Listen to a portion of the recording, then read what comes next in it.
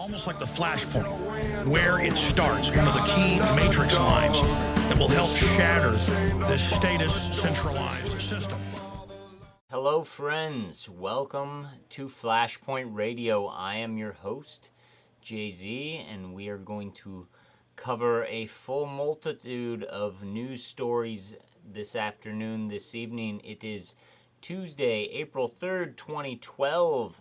Thank you for joining me here on Flashpoint Radio. I remind you that I am on Twitter at Flashpoint Radio, on Facebook, facebook.com/Flashpoint Radio. Click subscribe above, like below, and reshare this with your friends. I suggest everyone, of course, as always, do your own research.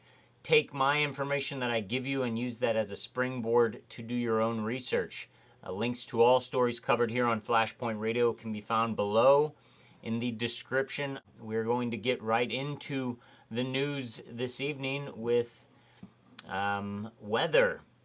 If you haven't seen the news from Texas, Dallas suburbs were hit with supercell storms and a swarm of tornadoes today. The video of flying tractor trailers, is quite amazing. God has a lot of power, and if you believe that we can destroy this earth, you are so naive, it's ridiculous. We can't save this earth, nor can we destroy this earth. God controls us, God controls the earth, Mother Nature, if you will. Natural forces are much stronger than man-made forces. They always will be, they always have been.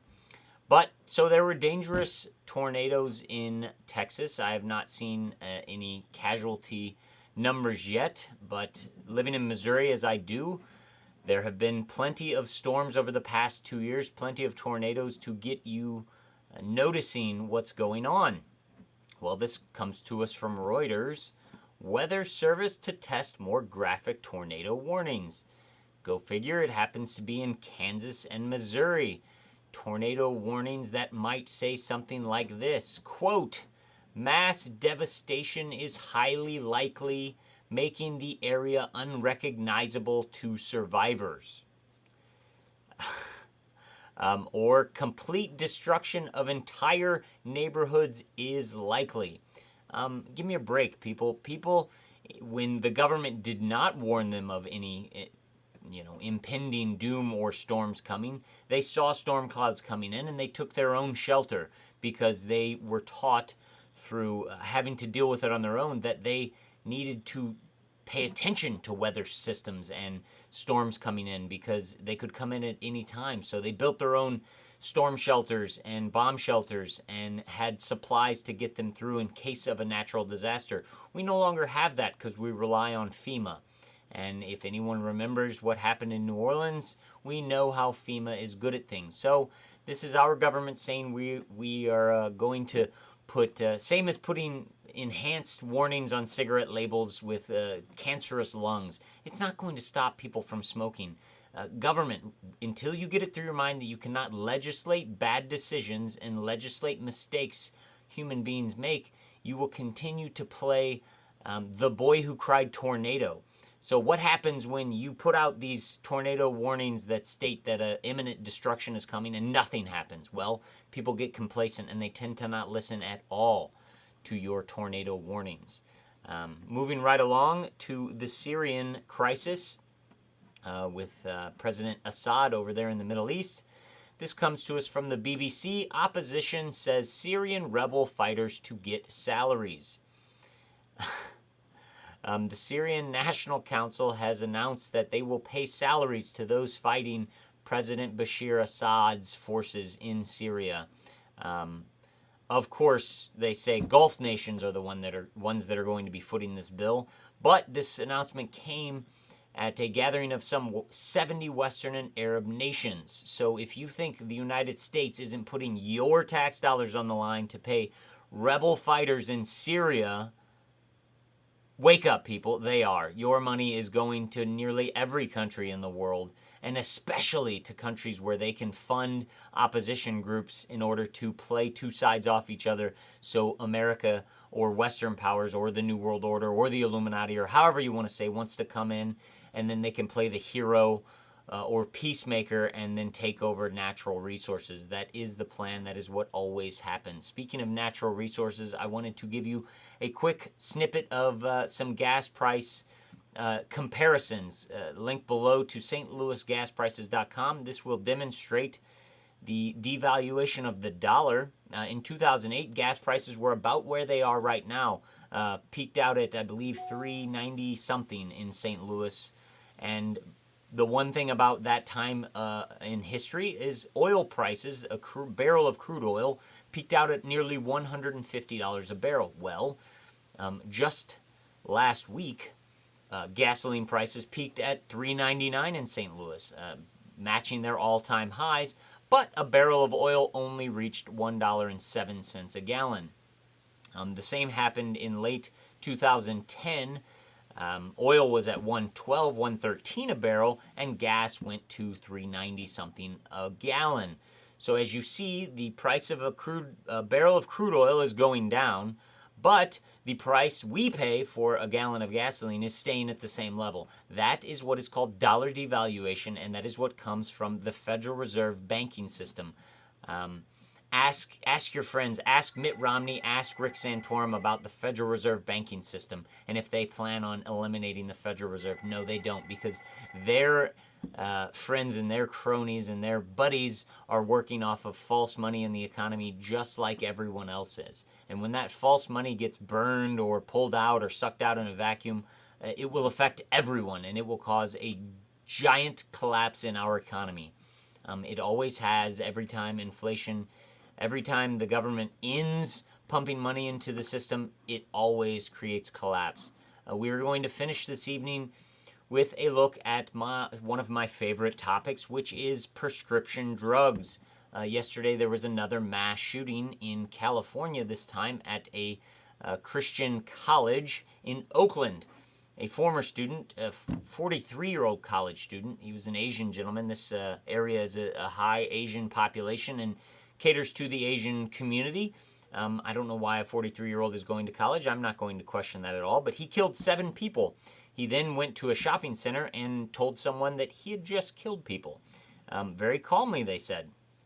One person quoted that this person was a very good person, a very good kid, and someone that they would quote, he seemed just like a really good kid, the kind of kid I wanted all my residents here to have.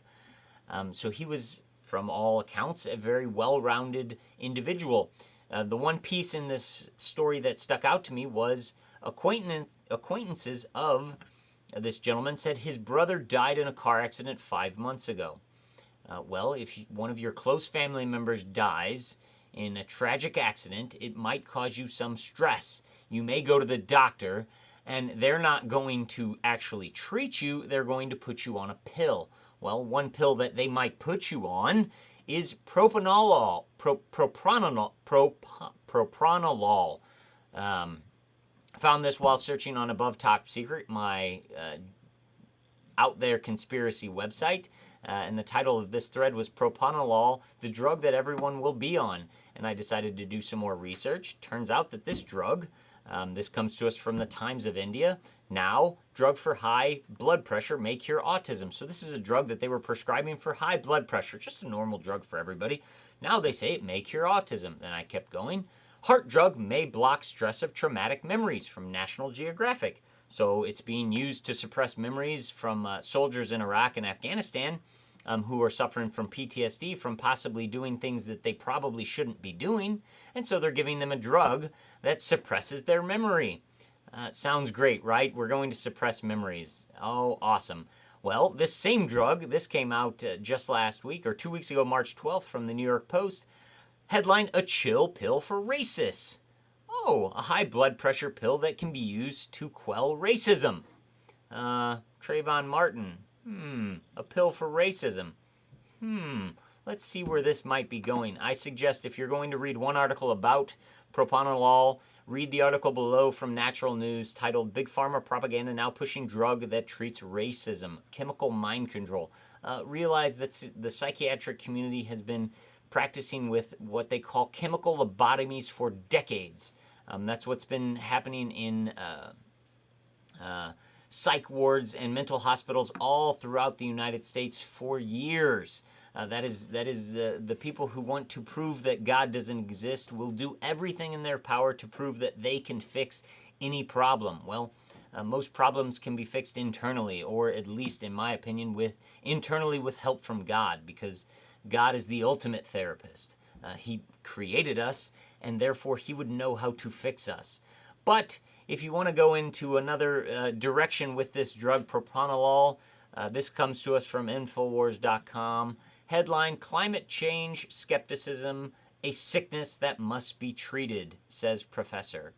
This comes to us from a Professor Kari Norgaard, who is obviously a proponent of man-made global warming, and she equates skepticism of climate change alarmists, whose data is continually proven to be politicized, with racism. People that doubt climate change should be compared to racists. Well, let's see. She thinks it's a sickness that must be treated. We have in another article a pill that can be used to treat racism.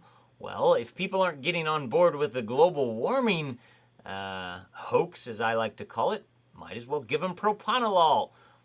No problem. It's a drug that's already being prescribed to people for high blood pressure. Do you understand what the medical community is doing? They're performing medical experiments on you in the guise of treating diseases and conditions that can be treated 100% with natural treatments. 100%. If you have high blood pressure, why don't you go to Natural News and click and put in high blood pressure, and it will give you a list of natural things you can take to help that. But no, people are lazy and they believe doctors that have degrees are smarter than people who have been studying nature and the human body for decades and thousands of years. And so they'll go to these people who went to Harvard or Johns Hopkins and that know more than I know. Well, no, actually you know more than the doctor knows. Why? Because it's your body. You can tell what's happening when you put something into it. The problem is you wish to lie to yourself. When you drink Coca-Cola all day or Diet Coke and feed your face with fast foods and you get fat, you want to lie to yourself and say, oh, it's some genetic disorder or I have something wrong with me. No, it's the decision you made to put horrible things into your body. But the medical community and the pharmaceutical companies want you to believe that it's not your fault, because if it's not your fault, then you will buy into treating it with something they will give to you.